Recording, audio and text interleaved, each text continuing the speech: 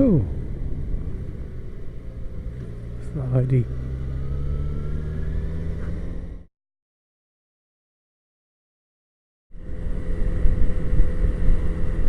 Good afternoon, YouTubers. It's the Calm Biker here again. I'm just out on a little ride. I'm now in the habit of videoing every time I ride the bike, so I thought I might as well talk while I do. I'm just on my way to see my parents and drop off a bag of licorice. I hate the stuff myself, but they had a bag of licorice the other day that they were complaining about was too hard. And my wife found some soft licorice, so I thought I'd pop round, say hello, steal a cup of tea, give them a bag of licorice. I think that's enough payment for a cup of tea anyway. I've just been for a walk into the town just to do a little bit of shopping, just picking up a few more essentials, bit of cream, bit of milk. Got to have cream for the coffee. That's slightly bizarre. Two things that sprang to mind while I was shopping, to do with two signs. And it makes you wonder, you know, who's in charge and who comes up with these ideas or these practices or rules, and we blindly follow them and don't question what's going on. And well, I'll explain what the two things were I saw, I suppose, and you'll see what I mean. It just slightly surprises me that we allow these things to happen and nobody raises an eyelid. An eyelid? Nobody raises an eyebrow. So raise an eyelid. That should be a new sign amongst biker vloggers. When you're upset with things, just lift your eyelids up at people. If nothing else, it'll confuse them into submission. Anyway, so the first thing I saw, we popped into Tesco, get my pot of cream, and they don't want to give you a plastic bag.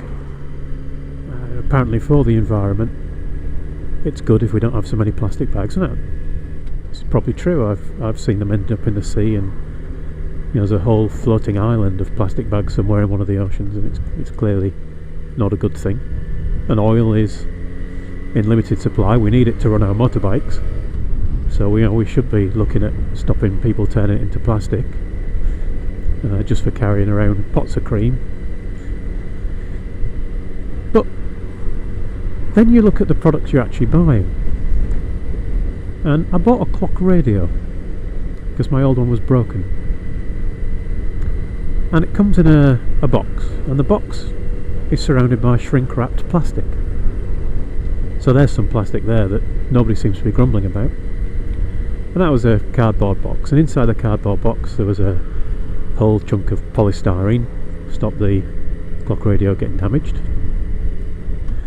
And then in amongst the polystyrene they'd crammed in a load of paper, but it wasn't just normal paper, it was all plasticky paper. It looked like a coating on it. So there's some more wasted plastic and wasted oil, no doubt. And then when you get past that paper, there's the clock radio, and it's inside a plastic bag. And why is it in a plastic bag? It's completely protected by all the other stuff. So I take it out of its plastic bag, and the clock radio's got a little screen on it where it tells you, what channel you're listening to. It's one of those digital thingamybobs, so it's telling you that you're listening to Radio 4 or Kerrang or whatever it might be. And that's got a little bit of plastic on the screen to protect the screen. It's in a plastic bag, inside paper, inside polystyrene. Where are you going? So surely it doesn't need any more protection. Anyway, so I pull that out as well, and there's the plug, and on the end of the wire there's the plug, and that's in a plastic bag. So I take that out of there, and inside, I don't know why it's in a plastic bag, what you're trying to protect on a plug. But anyway, inside the plastic bag, the three prongs of the plug have got a piece of plastic on them. So why are we worrying about saving plastic bags when everything we buy seems to be wrapped in plastic, with plastic inside it, and then little plastic inserts? So anyway, that was the first thing that got me confused. And then on the way home, now this is classic council behaviour for you. On the way home we walked past a sign, and whenever there's a sign pinned to a board, you should always have a look at it. It's usually out the way. The more out the way it is, usually the more they're about to do something that you're going to be unhappy with. So this one was on a little bit of kind of wooded area on a piece of wood that put this sign up, and we read the sign. It wasn't for planning, it was letting you know what was about to happen. And this sign explained that on the 27th of October somebody had noticed that there was a bush that was overgrown and it was slightly blocking the path. And I looked at the bush, and yes, it was, but you could easily get around it. You know, there's plenty of room, but yes, it was overgrown and it needed cutting back. So they put up a sign saying that it would be cut back before the end of January 2014. So what's that, you know, nearly 3 months after somebody spotted it. Probably would be much more overgrown by then. But then it makes you think about the process. So presumably somebody has complained that the bush is overgrown, and that's gone to the council, and the council have no doubt then sent out a task force to go and stand and stare at this bush and measure it and work out if it's overgrown or not. And they've then gone back to the council and said yes, it is overgrown, and filled out a report, probably quite a long report that explains where this thing is and how it's overgrown and so on. Somebody else has then read that report and agreed that it needs to be dealt with at least within the next 3 months.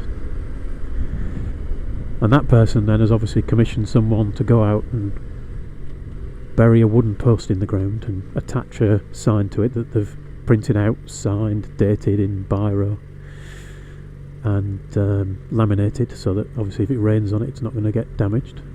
So those guys have gone out with that sign and they've put it in place, and no doubt they've scheduled somebody in now to come out and cut the bush. And I don't know about you, but if I was in charge, I suspect what I might have done is looked at that overgrown bush in the first place and said, I think I'll give that a trim.